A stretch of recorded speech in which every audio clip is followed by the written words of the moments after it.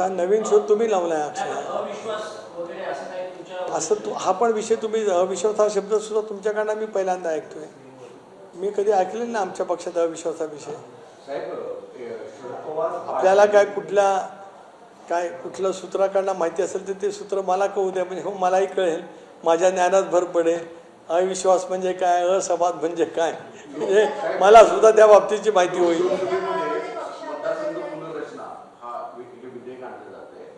तुमच्या पार्टीचं तर समर्थन आता एनडीएच्या अलायन्स उद्या बैठक सुद्धा आहे तुमच्या पार्टीची पण शरद पवार राष्ट्रवादी काँग्रेस याला समर्थन देते. तुमच्या राजकीय साधारणतः संदर्भात काही चर्चा झाल्या आहेत का? कारण या संदर्भात पण अनेक राजकीय गॉसिप प्रचंड सध्या सुरू आहे. एक असं आहे की गेल्या अधिवेशनात ज्यावेळेला बिल आलं त्यावेळेला मी इंडियामध्ये आहे, आम्ही मतदान केलं आहे. मतदानाचं मध्ये ज्या वेळेला आकडे पाहिले असतील त्याला ज्या जागेवरती मी बसतो तिथून मतदान बिलाच्या समर्थनार्थ झालेलं आहे, त्यामुळे तो इथं दुमत नाही. आदरणीय पवारसाहेबांच्या पक्षाने बिलाला समर्थन द्यावं की न द्यावं हा त्या पक्षाचा नेतृत्वाचा भाग आहे. काल संसदीय नेत्या सुप्रियाताई सुळे यांनी त्या संदर्भातलं वक्तव्य केलेलं आहे. त्यांचा पक्ष आहे, त्यांचा त्या संदर्भातली जी काय भूमिका आहे, उलट त्यांनी त्याच्यातलं जे मी मांडलं ते ऐकलं आपल्या वाहिन्यांच्या मार्फत की त्या UPAच्या नेत्यांशी चर्चा करणार आहेत. एक बिल आल्याच्यानंतर त्याच्यात काय नेमका अंतर्भाव आहे ते बघणार आहेत आणि 24 तासात त्यांची भूमिका ते मांडणार आहेत. त्यामुळे त्यांची भूमिका स्वतंत्रपणाने मांडण्याचा जो अधिकार आहे त्याबद्दल ते मांडतील.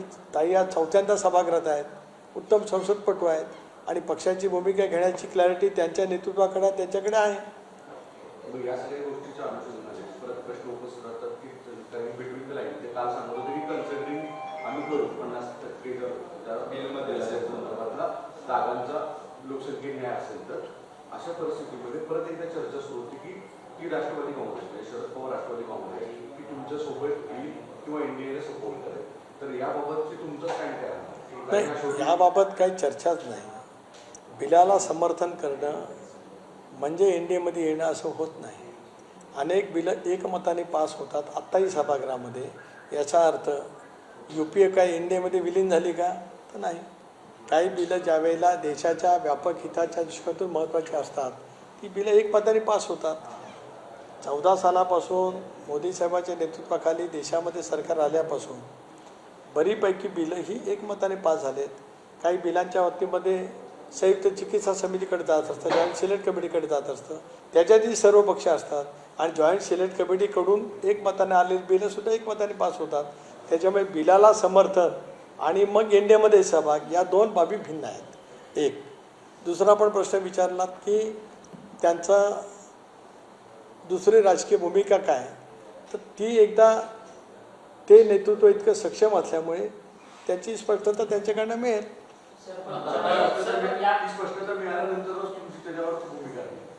स्वाभाविकच आहे. एक कसं आहे की वारंवार स्वर्गीय दादा असतानाच विलिनीकरणाच्या चर्चा झाल्या.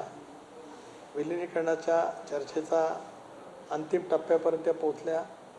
मी अनेक वेळेला म्हटलं हो मला माहिती होतं, पण दुर्दैवाने दादांचं निधन झाल्याच्यानंतर विलिनीकरणाच्या चर्चेला पूर्णपणाने विराम मिळाला. काही दिवसापूर्वीच साहेबांच्या पक्षाची राज्य पातळीवरची बैठक झाली.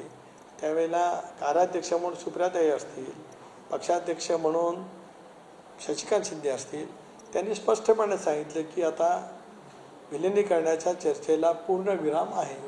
ही भूमिका स्पष्टपणे त्या ठिकाणी मांडली गेली. त्यामुळे नव्याने काही ती चर्चा कुठे सुरू झालेली नाही. सुरू झालीच तर मग तो विषय आहे, पण आज तरी कुठं सुरू झाल्याचं चित्र नाही.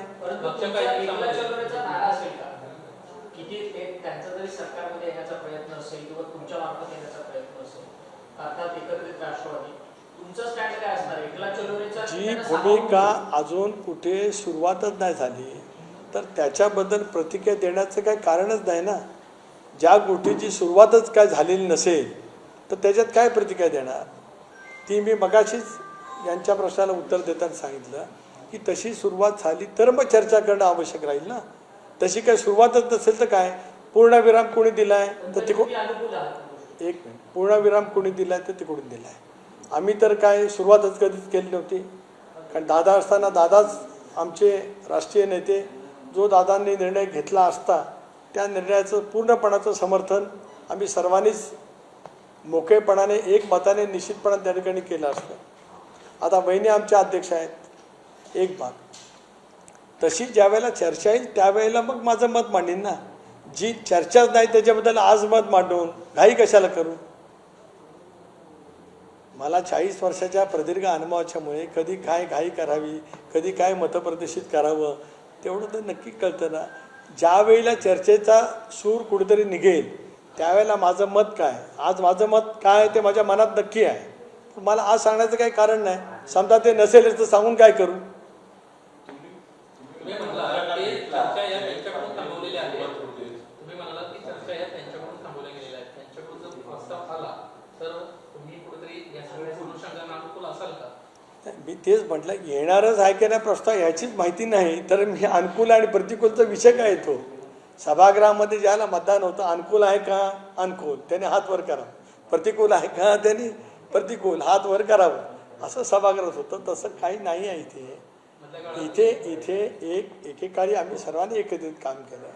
एक दादांच्या नेतृत्वाखाली आम्ही स्वच्छपणाची भूमिका घेतली की बहुजन समाजाचा व्यापक हित साधायचा असेल तर चव्हाण साहेबांनी जो विचार दिला तर त्याच्या अनुषंगाने आम्ही एनडीएमध्ये सहभागी झालो. महाराष्ट्रातल्या जनतेने त्याचं स्वागत केलं. आता मुद्दाला विलीनीकरणाचा तो दादा असताना चर्चा झाली त्याच्याबद्दल होही म्हटलं, पण दादांच्या दुर्दैवी निधनाच्या नंतर तिथे इक्वेशनच सगळी बदलली.